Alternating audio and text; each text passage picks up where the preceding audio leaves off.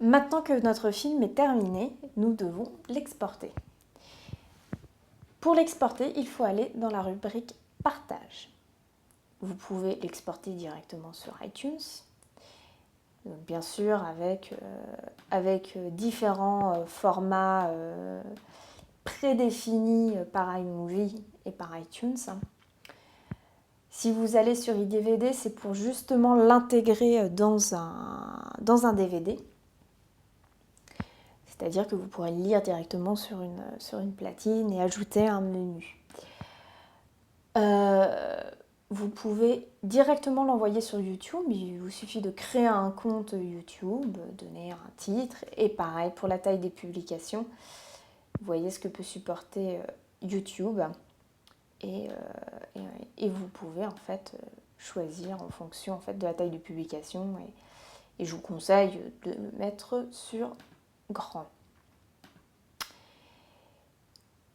Exporter le film est un peu la même chose que vous avez sur iTunes, sauf que ça ne va pas aller directement dessus et il va vous créer en fait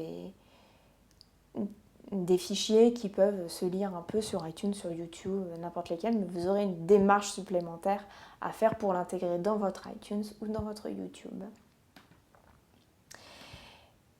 Vous pouvez l'exporter en Final Cut XML, c'est-à-dire vous pourrez reprendre votre montage sur Final Cut. Et ce qui va nous intéresser, c'est exporter à l'aide de QuickTime.